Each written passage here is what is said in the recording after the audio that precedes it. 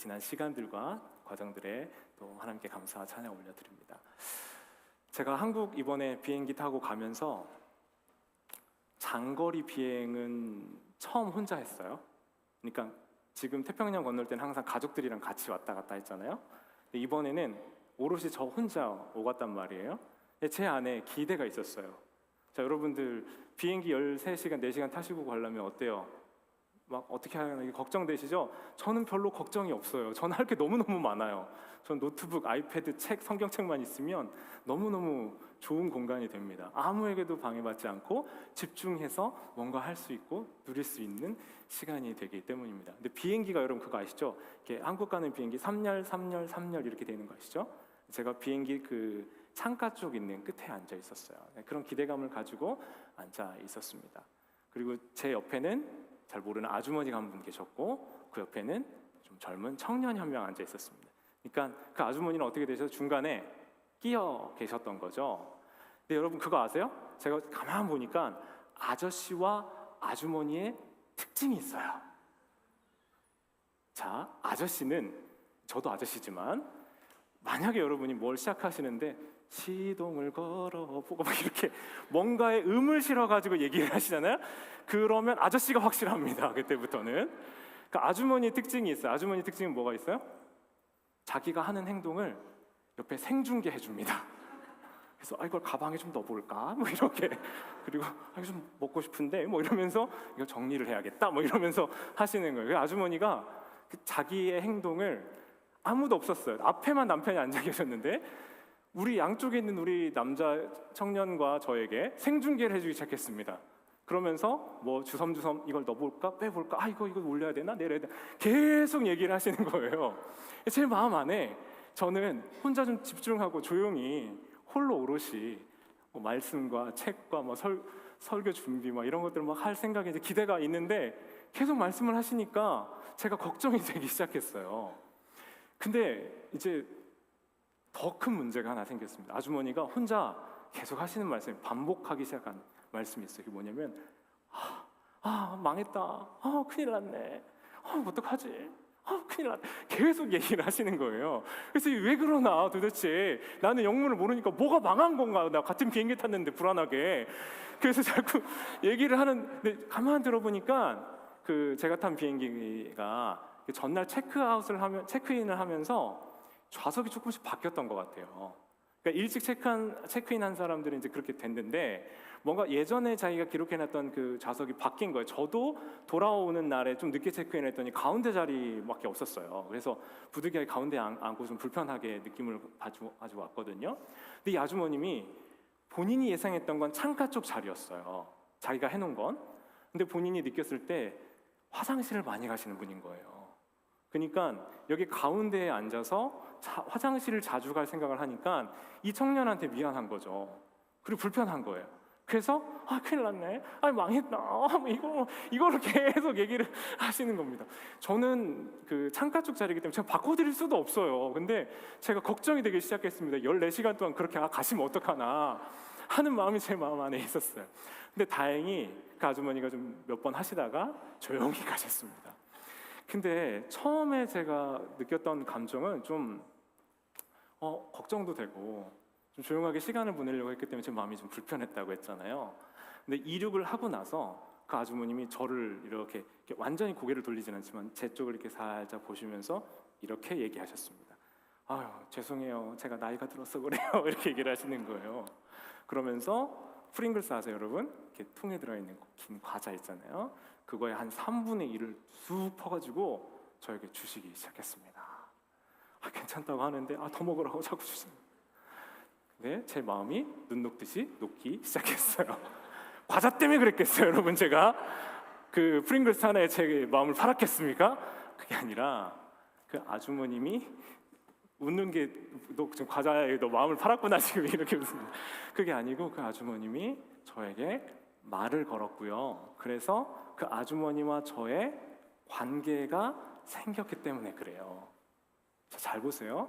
그 아주머님에 대한 정보, 인포메이션으로 내가 봤을 때는 그분의 어떤 행동이나 말하시는 게 조금 걱정되고 불편했어요. 그런데 그 아주머님이 저에게 말을 걸어서 자기가 화장실을 좀 자주 가는데 이렇게 가운데 있게 되니까 내가 마음이 불편했다라고 표현을 하니까 제가 어떻게 느꼈냐면 그러실 수도 있겠다라고 하면서 조금 더 마음에 여유가 생기고 이해가 되더라고요.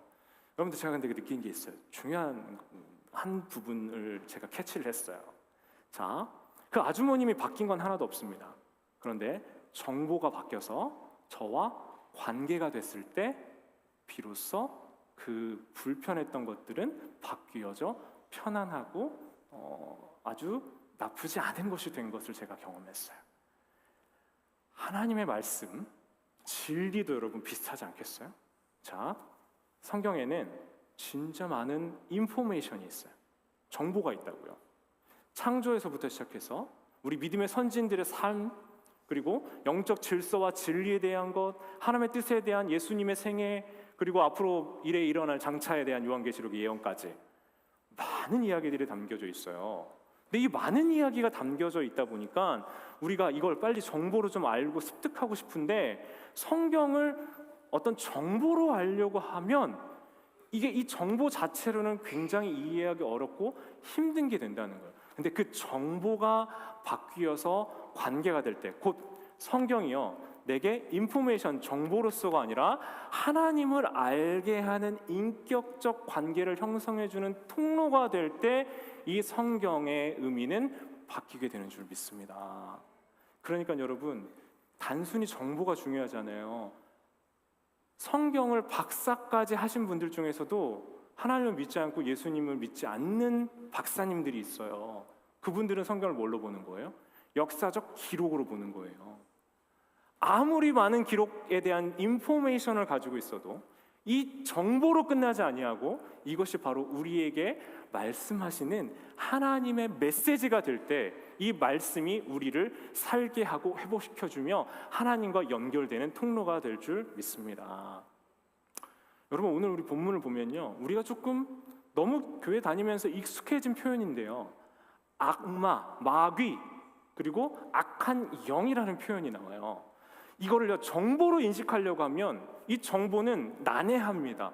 받아들일 수도 없고 이해하기도 너무 어려워요.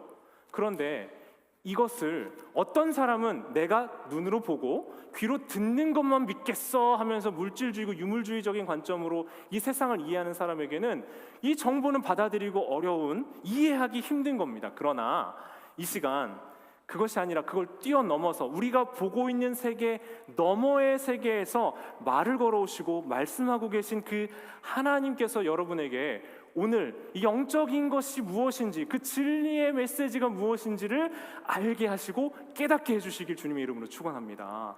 그래서 여러분, 우리의 지식 너머, 알의 세계 너머에 있는 이 메시지가 지식과 머리로 이해하는 게 아니라 우리를 위한, 나를 위해 죽으시고 생명 주신 그 예수님이 내게 주신 귀한 말씀으로 받아들여지고 이해되는 은혜가 있기를 주님의 이름으로 축원해요. 여러분, 오늘 본문을 보면 그래서 바울이 말하고 있는 게 한 가지 있어요. 바울은 오늘 지금 그 감옥에 갇혀 있다고 얘기해요. 6장 20절에 보면요, 자기는 갇힌 자라고 해요. 갇혀 있어요. 근데 마치 어떤 사람처럼 편지를 쓰고 있냐면, 글을 쓰고 있냐면 아무런 제약이 없는 사람처럼 글을 쓰고 편지를 써요. 자, 복음의 사신이라는 표현이 있거든요. 자신을 복음의 사신이라고 표현해요. 사신이 뭐냐면 전달하는 사람, 사자예요. 복음의 전달자, 복음의 메신저라고 자기를 설명하고 있어요. 그러니까 바울은 자기가 어떤 사람이라고 인식하냐면, 비록 내가 이 몸은 주후, 예수님 돌아가신 이후에 주후 AD 60에서 62년경쯤으로 예상합니다. 로마 어딘가에 투옥되어 있을 확률이 높아요. 그 투옥의 형태가 우리가 알고 있는 어떤 감옥 안에 갇혀 있는 걸 수도 있고요.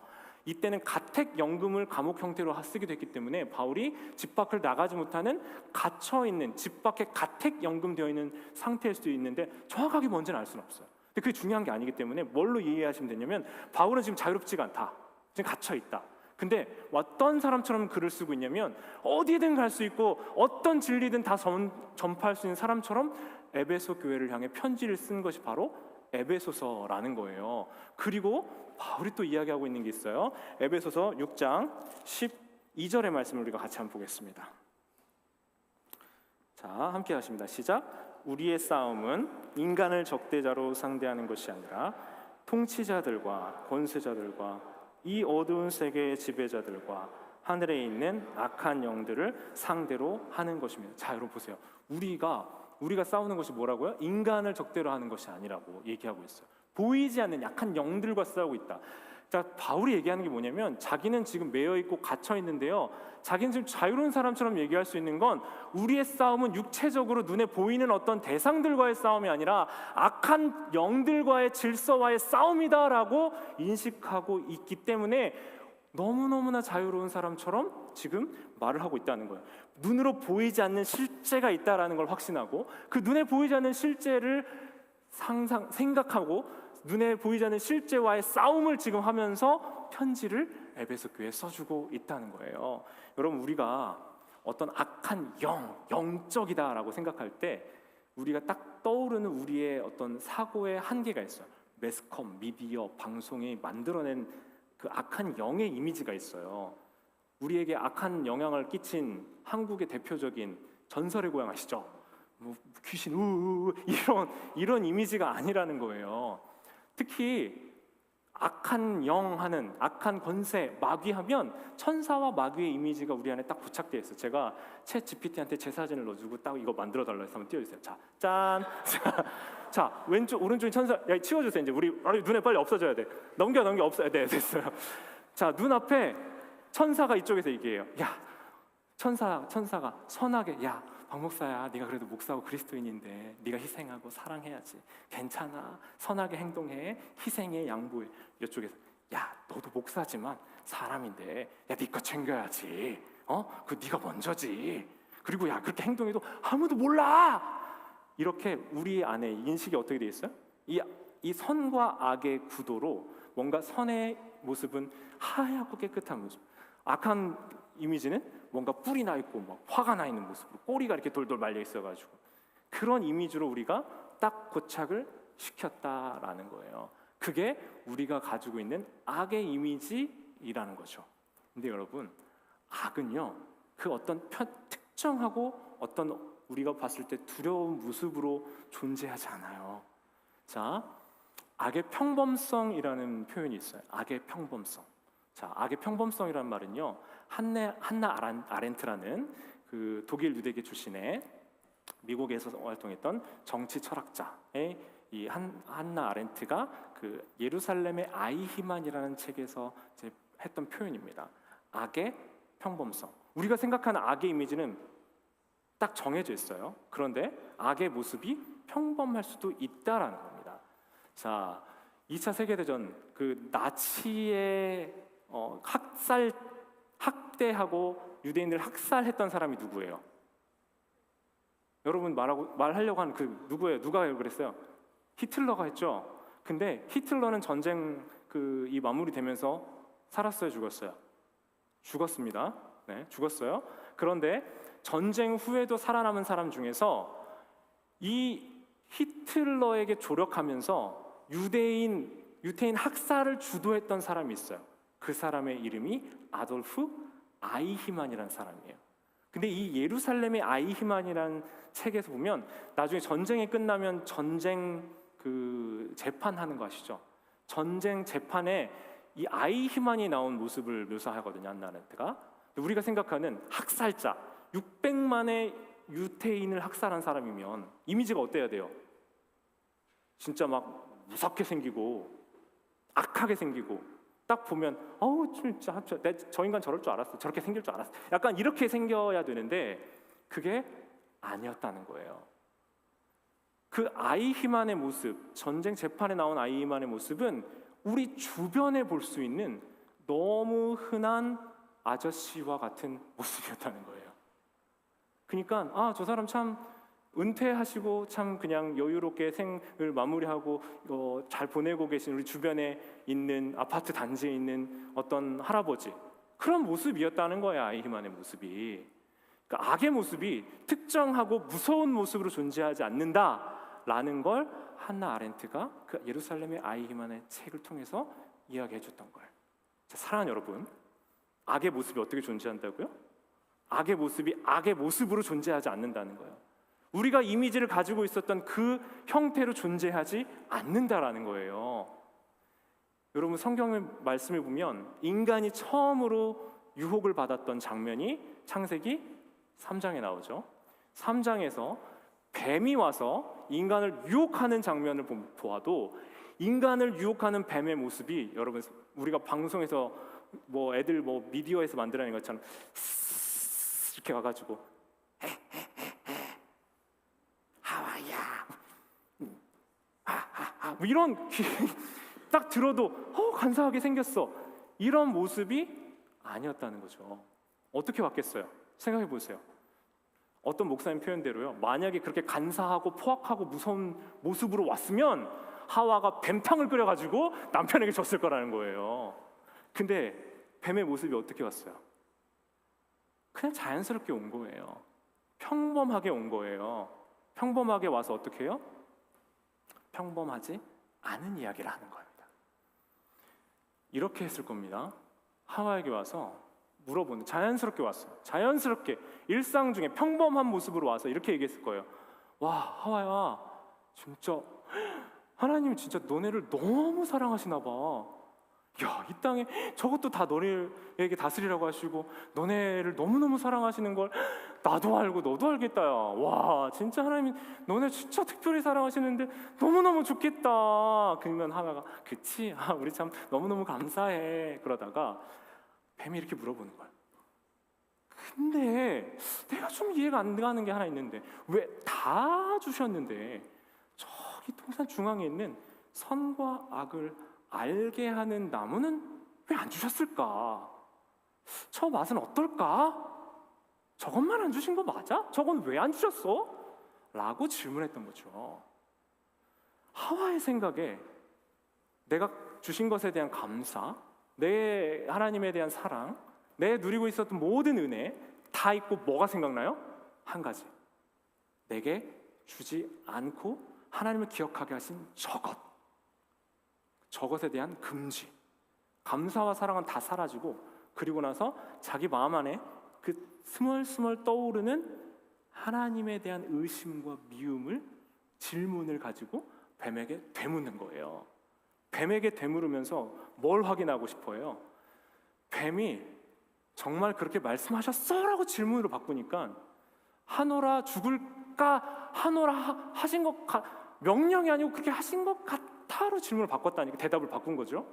그러면서 하나님의 명령을 지키지 않아도 되는 것으로 바꾸게 그 자리에서 둘이 서로 교묘하게 작업을 하고 있는 거예요. 잘 보세요, 여러분. 악이 하고 있는 건 뭐냐면요, 하나님과 우리 사이를 멀게 하고 생명이신 하나님으로부터 단절시키는 일을 하게 하는 줄 믿습니다. 눈에 보이는 무섭게 다가와서 우리에게 겁을 주고 막 우리 영혼을 삼킬 것처럼 하는 건 아무런 힘이 없어요. 실제로 우리의 영혼이 하나님 안에, 약속 안에 있으면 우리를 그렇게 육체적으로 겁주고 무섭게 하는, 포박하려고 하고 힘줘 우리를 쓰러뜨리게 하려고 하는 행위는 우리 영혼에 아무런 해를 주지 못한다고요. 그런데 진짜 사단의 무서운 전략은 뭐냐면 하나님과 우리 사이의 관계를 끊어지게 하는 거예요. 하나님으로부터 멀어지게 하고 하나님의 생명으로부터 떨어지게 하는 것이 사단이 우리에게 하려고 하는 일인 줄 믿습니다. 그게 지금 사단이 우리에게 하고 있는 일이라는 거예요. 그래서 여러분, 바울이 오늘 본문을 통해서 하나님이 너에게 주지 않으신 것, 하나님이 너에게 안 주신 것, 그게 뭔지를 보게 하고, 그러면서 우리 마음 안에 하나님과의 간격을 만들어내면서 우리를 뭐 하냐면 미혹한다고요. 우리를 혹하게 하는 거예요. 혹하게 한다고. 제가 이제 불혹의 나이에 이제 들어섰어요. 근데 이 불혹이 정말 아무 것에도 유혹받지 않는 나이인가는 전 아직 모르겠어요. 전 계속 이 싸움을 계속 해 나가야 될 거예요. 근데 여러분, 우리에게 미혹, 유혹이 있을 때 그 미혹과 유혹이 단지 눈에 보이는 현실적인 물질 세계에서와의 관계가 아니라 우리의 영혼을 무너뜨리고 하나님과의 관계를 깨뜨리고 하나님의 생명으로부터 멀어지려고 하는 그 악한 영과 권세가 그 뒤에 배후에 있다라는 걸 여러분 발견하시는 은혜가 있으셔야 된다는 거예요. 오늘 본문은요, 우리에게 눈에 보이는 물질 세계 너머의 세계에 대해서 이야기하고 있어요. 그러니까 이 물질 세계 너머의 세계가 말씀하고 있는 바는 하나님과 우리 사이에 진짜 영적으로 연결되어 있는 참 진리의 세계를 보여주면서도 또 한편으로는 우리가 살아가고 있는 이 현실 세계에 있는 어려움들에 대해서 무시하고 하는 말이 아니고요, 이 현실 세계의 어려움을 알고 있지만 그 현실 세계를 넘어설 수 있는 힘이 어디에 있는지를 우리에게 또 말씀해주고 있다는 거죠. 자, 오늘 6장 11절 말씀을 함께 보겠습니다. 6장 11절 같이 한번 볼게요. 시작. 악마에게 말씀할 수 있도록 하나님이 주시는 온몸을 덮는 갑옷을 보십시오. 자, 여러분, 우리의 싸움은요, 사람과 사람, 물질과 물질의 싸움이 아니라는 거예요. 그리고 하나님이 우리에게 온몸을 덮어주시는 갑옷을 입으십시오라고 말씀하고 있어요. 자, 하나님이 자꾸 악한 관계가 자꾸 하는 게 뭐라고요? 하나님과 우리 사이를 자꾸 멀어지게 한다고요. 하나님의 사랑을 의심하게 하고 하나님의 뜻이 나에게 있지 않다라고 오해하게 하면서 그 틈들을 자꾸 만드는 게 악한 영들이 하는 일이라고. 그걸 사람을 통해서 할 수도 있고요, 환경을 통해서 할 수도 있어요. 자, 근데 여기 두 가지 표현을 제가 비교해 드릴게요. 첫 번째는 우리에게 필요가 있는데요, 우리의 이 니즈는 우리가 정말 살아가면서 있어야 될 중요한 것들이에요. 이 니즈는, 그죠? 이 니즈가 채워져야 우리는 살 수가 있어요. 자, 근데 이것과 비슷한데 조금 다른 단어가 있어요. 니즈와 원치가 있어요. 네. 원치. 이거는 우리가 그냥 개인적으로 갈망하고 바라는 거예요. 이거는 꼭 없어도 돼요. 이게 어떤 차이인지 아세요? 자, 니즈는 우리가 오늘 저녁을 맛있게 우리 밥 먹어야지 에너지원을 얻잖아요. 밥 먹는 건 니즈예요. 필요한 거예요. 근데 원치는 뭐예요? 오늘 저녁에 신시내티에서 제일 좋은 레스토랑에 가서 미슐랭 스타 레스토랑에 가서 맛있는 파인 다이닝을 먹으면서 나의 이 어떤 소비의 욕구들을 채우는 거, 돈을 쓰면서 맛있는 걸 먹는 거, 이건 뭐예요? 원하는 원치인 거예요. 자, 근데 신앙생활을 처음 하면서 우리가 이 니즈와 원치에 대한 단계는 어렵지 않게 통과할 수 있어요. 하나님이 우리의 뭘 채워주시는 분이시라고요? 우리의 니즈를 채워주시는 분이에요. 하나님 우리의 필요를 채워주시는 분이라고요. 그리고 내가 정말 필요하지 않은 걸 안 채워줄 수 있다는 건 신앙이 조금씩 자라가면 우리가 이해가 돼요. 근데 우리가 시험이 오고 고민이 오고 문제가 생기는 시점이 있어요. 그거 언제일까요? 내가 생각할 땐 이건 나의 니즈예요. 나에게 꼭 필요한 거예요. 근데 하나님이 이거를 원치로 대하신다고 느낄 때가 있어요. 내 입장에서는 이게 너무 중요하다니까요. 나한테 이게 없으면 안 돼요. 근데 하나님이 안 들어주실 때 우리의 마음에 시험이 온다고요. 자, 잘 보세요. 이걸 조금 더 현실적으로 바꿔볼게요. 사단이 와서 우리에게, 악한 영들이 우리를 사로잡고 하려고 하는 일이 뭐냐면, 야, 아들아, 딸아, 하나님이 너 사랑하신다며. 근데 너 가정에 있는 이 현실적인 어려움은 하나님 왜 해결해 주시지 않니? 라고 물어보는 거예요. 아주 평범하고 자연스럽게. 이게 하나님이 너의 아버지시라면 네가 살아가고 있는 너의 현실 세계, 네가 필요로 하고 네가 정말 원하는 그거 하나님 들어주셔야 되는 것 아니야? 야, 네가 그렇게 교회 신앙생활도 열심히 하고 헌신을 했는데, 야, 이제 너 직장 잡아야 되는데 왜 하나님이 직장 해결을 안 해주셔? 왜 너의 건강 하나님 해결해 주지 않으셔? 왜 하나님이 너의 자녀의 결혼, 내 결혼과 나의 앞으로의 간구와 소원들을 왜 안 들어주셔? 야, 잘 생각해봐 하고 하게 한다는 거예요. 여러분, 근데 우리 하나님이 나의 필요를 아시고 나의 전부를 아시며 나를 가장 선하고 아름다운 길로 인도하시는 분이다라는 믿음과 신뢰가 없으면 우리는 내가 지금 당장 필요한 것, 이거 해결되지 않는 것 때문에 하나님 앞에 우리의 마음이 힘들어지는 일들이 너무 자주 일어날 수 있다는 거예요.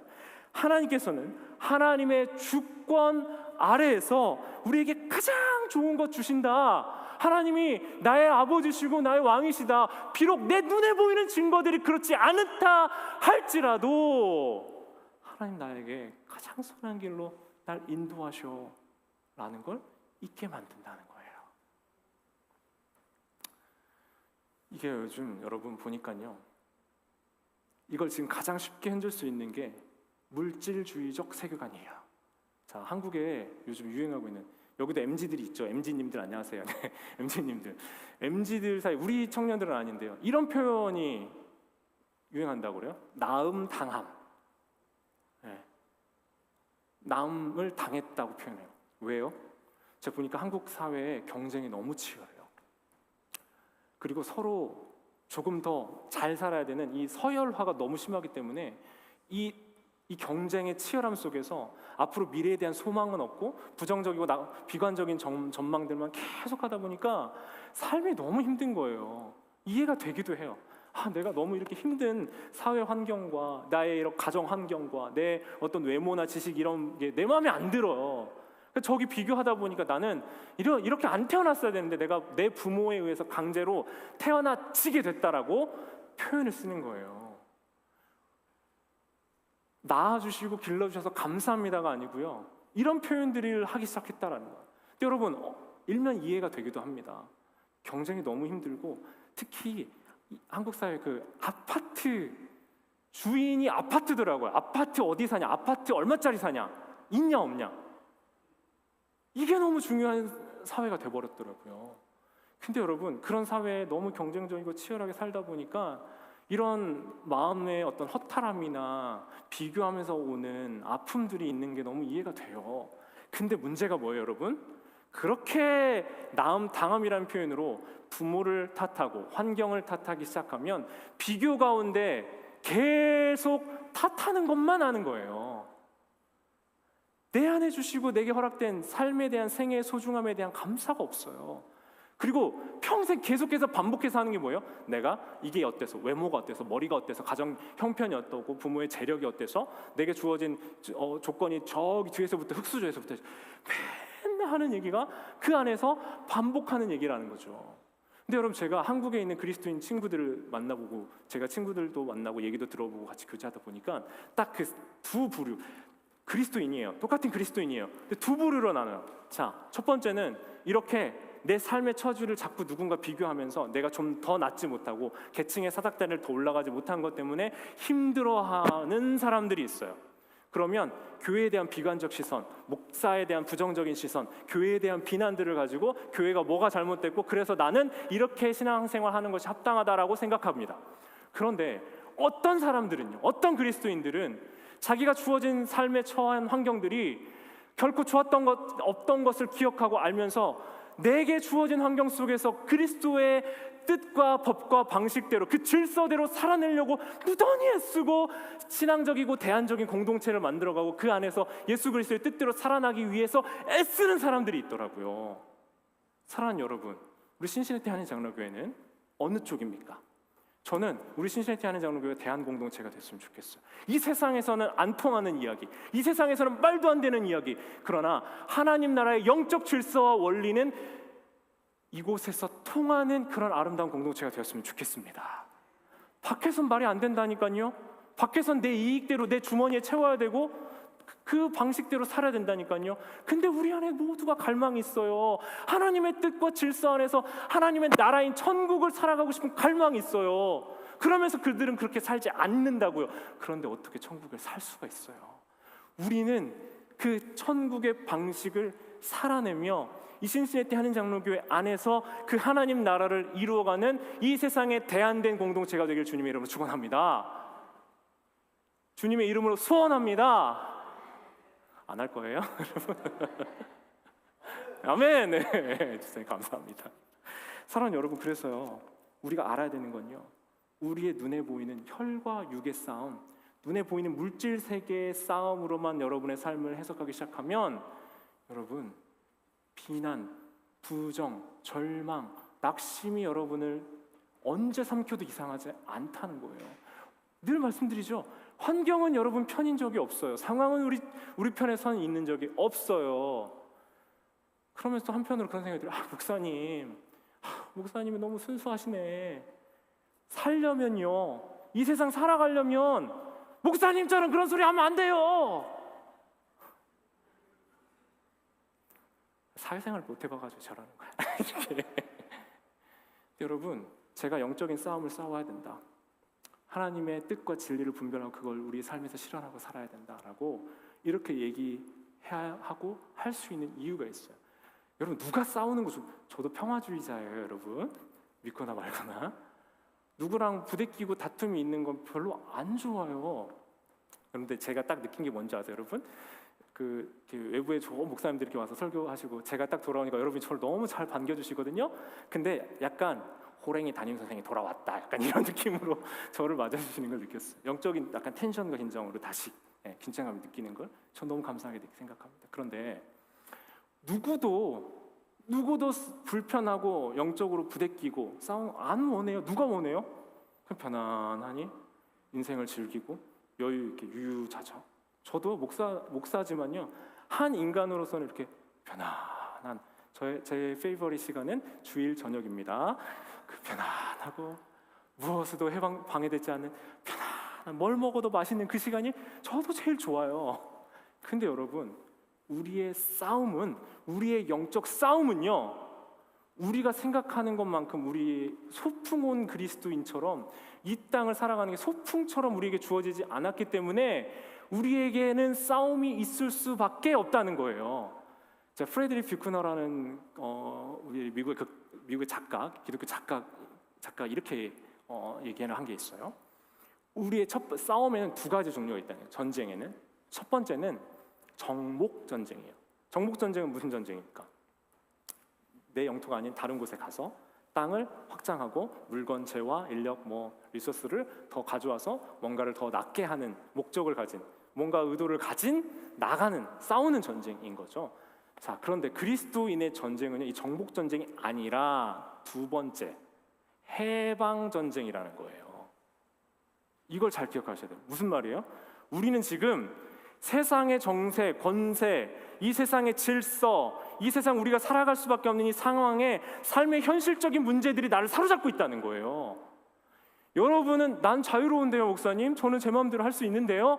아니요, 여러분도 똑같이 이 세상의 악한 권세와 정세들이 여러분의 삶에, 여러분의 그 인생에 여러분의 올무를 두고 여러분의 벗어날 수 없는 인생의 어려움들 속에서 여러분들을 포박하고 있다라는 거예요. 그래서 우리 전쟁은 무슨 전쟁이에요? 이것으로부터 해방되기 위한 전쟁이에요. 우리가 일제 36 치하를 아래 있으면서 임시 정부를 세우고 그러면서 독립 전쟁을, 해방 전쟁을 일본이랑 계속했었잖아요. 근데 또 한편으로 또 이스라엘 백성들이 애굽에 포로 잡혀 있을 때 그 포로 잡혀 있었던 이스라엘 백성들이 애굽에서 나오기 위하여 그들도 애를 쓰고 수고를 하고 결단을 했어야 됐었어요. 근데 생각해 보세요. 가만히 있어도 돼요. 가만히 있어서 가만히 있다가 가만히 죽으면 됩니다. 근데 하나님 우리에게 주시는 전쟁은 선택인 정복 전쟁이 아니라 뭐라고요? 필수인 해방 전쟁이라는 거예요. 우리가 이걸 잊고 있어요. 내가 지금 사로잡혀 있는 것으로부터 해방되어 눈이 띄고 영적인 시선이 열려서 내 눈에 보이고 있는 이 물질 세계에 사로잡혀 있는 인생이 아니라 하나님의 질서와 진리를 살아가고 하나님 앞에 서는 날 마침내 확인될 그 영적 질서 아래 살아가는 하나님 나라의 천국 백성으로의 삶을 살아내기 위한 수고와 애씀이 내 삶에 없다라는 거예요. 그게 문제라는 겁니다. 그래서 우리의 누가 싸우는 거, 누가 불편하고, 누가 영적으로 도전하고 뭔가를 해서 앞으로 믿음으로 나아가는 거, 여러분, 누가 좋아서 하는 사람은 없습니다. 근데 이거는 선택의 문제가 아니라 필수적으로 우리가 해야 되는 싸움인 줄 믿습니다. 사랑하는 여러분, 그래서요, 우리가 알아야 돼요. 우리가 눈에 보이는 어떤 사람과 부대꼈다면 그 사람과의 싸움으로 어떤 일들을 인식해버리기 시작하면 우리는 해결할 여지가 없어요. 그 사람이 나한테 잘하면 잘해주면 되고요, 그 사람한테 나한테 잘못하면 똑같이 잘못하면 그냥 끝나는 거예요. 근데 자꾸 성경에서 하나님의 말씀이 사랑에 대해 얘기하고 영적 질서와 진리에 대해서 계속 얘기하면서 우리에게 도전하고 있는 건 뭐예요? 그 싸움이 우리를 사랑으로부터 무너뜨리게 하고 붕괴시키고 하나님의 그 법과 질서에서 벗어나게, 여러분들을 자꾸 하나님으로부터 멀어지게 만드는 일이라면 그 사람과의 싸움이 아니라 영적인 대적자들이 여러분을 무너뜨리고 있는 시험인 것을 여러분 기억하시기 바랍니다. 이걸 볼 수 있는 눈이 여러분들의 시야 안에 열려지면 여러분의 삶에 대한 해석이 바뀌어지기 시작할 거예요. 그래서 이 싸움, 이 믿음의 싸움을 해나갈 때 여러분에게 계속 사단은 이렇게 얘기합니다. 그냥 살던 대로 살아, 그냥 하던 대로 해, 잘하는 거나 해, 뭘 굳이 그렇게까지 하니? 라고 계속 사단은 이야기해요. 왜요? 사단은 여러분이 그냥 가만히 있길 바래요. 아무것도 하지 마, 괜찮아, 야 너 뭐 어때? 너 뭐 도덕적으로 뭐 법 잘못한 것도 없고 뭐 너 괜찮은데 뭐 어때? 야 너 나이스해, 너 괜찮아 하면서 우리에게 이렇게 얘기한다는 거예요.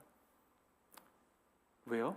우리가 그냥 가만히 있으면 그대로 무너지고 망하니까요. 사랑 여러분, 그러나 우리가 믿음으로 살려고 하면요, 혹 여러분이 그리스도의 법을 따라서, 하나님의 질서를 따라서, 영적 방식을 따라서 선택하고 결정하려고 할 때, 내가 믿음대로 살려고 할 때 더 문제가 생기는 경험 있지 않으세요? 왜 그래요? 사단도 이렇게 보면서 야 쟤는 저렇게 냅두면 되겠다 얘 하면서 그냥 두는 사람이 있고요, 믿음으로 영적으로 하나님의 법으로 일어서려고 하면 긴장하면서 야 쟤 그만두면 안 돼 하면서 그 사람에게 시험을 주고 어려움을 주고 낙심을 주고, 그리하여 하나님의 사랑과 하나님의 질서 안에서 넌 벗겨나 있는데 비껴나 있는데 아닌데 라고 거짓으로 우리와 하나님 사이를 멀게 자꾸 시험하고 무너뜨리게 한다라는 겁니다. 사랑하는 여러분, 그러니 여러분의 인생에서 시험이 오고 문제가 오고 믿음으로 살려고 하는데, 도전하는데, 그런데 문제가 와요. 그러면 어떻게 여기셔야 돼요? 이거를 눈에 보이는 단순한 현상으로 보시면 안 돼요. 영적 진리와 질서들 속에서 내가 믿음의 싸움, 영적 싸움을 통해서 이 나를 힘들게 하는 어떤 상황이나 환경이나 사람에 주목하지 마시고 이걸 극복하고 믿음으로 더 하나님과 가까이 가게 만드는 하나님의 그 진리의 생명의 말씀을 붙들어 전신갑주를 입는 여러분들 되시길 주님으로 축원합니다. 자, 이제 앞으로 제가 한 6주, 7주 정도 이 전신갑주 시리즈로 하나님의 말씀을 전할 거예요. 오늘은 오리엔테이션과 같은 시간이에요. 자, 이 전신갑주를 통해서 진리의 허리를 띠고요, 의의 오심경, 이 가슴 방패 마귀를 쓰고요, 그 다음에 평안과 복음의 신을 신고 구원의 투구를 쓰고 믿음의 방패로 성령의 검을 가지고 딱 싸우라고 오늘 본문에서 말씀을 하거든요. 근데 오늘 우리가 본문을 읽지 않았어요. 근데 여러분 보면요, 에베소서 6장은요, 이 6장에서 이렇게 입으라, 가주라, 갖추라, 영적으로 싸우라고 얘기를 해요. 여러분 딱 싸워야 되는데, 영적인 이 싸움이 있는데, 우리 시선 너머의 싸움이 있는데, 어떤 어려움이 탁 오려고 하는데 그때 이거 어디 있지 하면서 주섬주섬 입고 있으면 어떻게 돼요? 죽어요 그냥. 그때 주섬주섬 입을 수 없다고요. 갖추어 입고 있어야 된다는 거예요. 그걸 가지고 싸울 준비가 돼 있어야 된다는 거예요. 근데 6장에서, 에베소서 6장에서 그렇게 이야기하고 어떻게 돼요? 뒤에 뭐라고 설명을 해줘요? 안 해줘요? 에베소서 6장에서 그냥 끝나버려요. 목사님 그게 뭐예요 그러면? 그 6가지 전신갑주가 뭐예요? 뭐 어떻게 하는 거예요? 그거에 대한 설명이 어디 있을까요 여러분? 어디 있을까요? 에베소서 앞에 있어요. 1, 2, 3, 4장에 영적인 전신갑주를 입는 것이 무엇인지 에베소서에 다 설명되어 있어요. 그리고 그것이 바로 이렇게 영적 전신갑주를 입는 겁니다 라고 실제적이고 구체적인 행동에 5장과 6장에서 이렇게 실천적인 삶에 대해서 이야기해 주는 것이 에베소서가 우리에게 주는 말씀인 거예요. 자, 그래서 어떻게 해야 돼요 여러분? 이번 달 다음 달 계속 시리즈 설교가 지속되는 동안 여러분 뭘 보셔야 되겠어요? 에베소서 계속 반복해서 보셔야 돼요. 그리고 앞에 있는 말씀, 제가 한 부분 하나하나씩 설명을 드리면서 말씀을 전할 때 에베소서 6장의 한 절이 아니고요, 앞에 에베소서에서 말씀하고 있는 그것이 무엇인지 구체적으로 말씀을 같이 보면서 볼 거예요. 그러니까 이걸 통해서 여러분 앞으로 우리가 싸워야 될 싸움에, 믿음의 영적 싸움에, 여러분 안에 가지고 준비해야 될 근력에 영적 전신갑주를 이 8월, 9월 2달 동안 입고 하반기를 믿음으로 승리할 수 있는 여러분들 되시길 주님의 이름으로 축원합니다.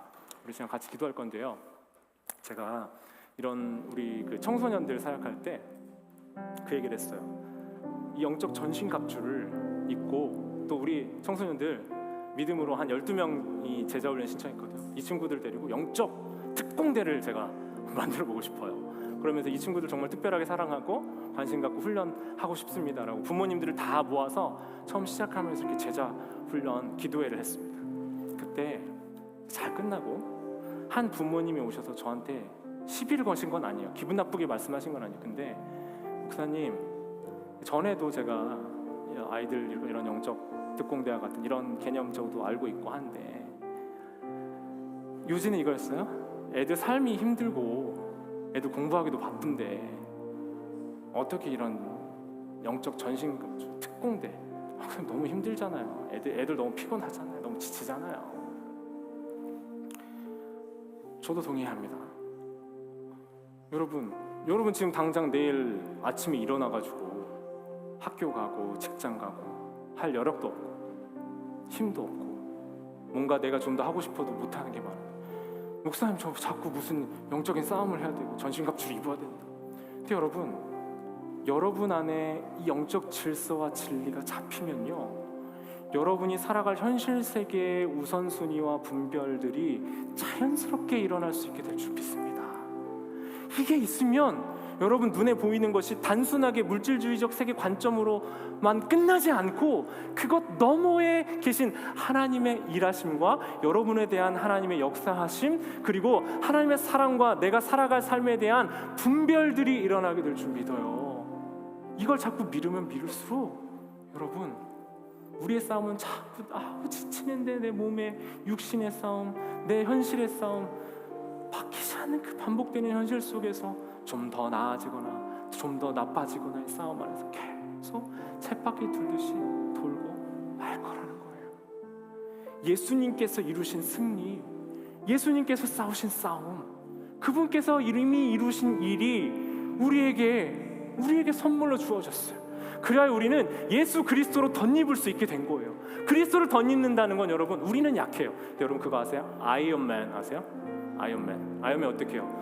아이언맨의 그 토니 스타크는 약해요. 근데 이렇게 쫙 하면은 뭐가 와가지고 쫙 해가지고 쫙 해가지고 그 사람의 온 몸에 뭐가 생겨요? 그 아이언이 둘러지는 거예요. 그의 힘이 아니라 그를 둘러싸고 있고 있는 전신갑주의 힘으로 싸울 수 있고 이길 수 있는 힘이 그에게 부여되는 줄 믿습니다. 예수 그리스도로 입는 이 옷 입는다는 것, 전신갑주를 입으라는 것, 예수 그리스도와 함께 살라는 것은 여러분이 애쓰고 다 힘써야 되는데 예수님 좀 도와주실 거야, 이런 차원의 문제가 아니고요. 예수님이 여러분의 삶의 주인이 되셔서 여러분의 삶을 이끌어 가실 때 일어나는 이전과 경험할 수 없는 그분의 승리와 그분의 일하심과 그분의 이루고 완성하신 모든 것들이 나의 것이 된다라는 고백으로 바뀌게 될 줄 믿습니다. 여러분, 이걸 여러분 안에 평생에 붙들 수 있다면, 이 에베소서의 영적 원리를 여러분 붙들 수 있다면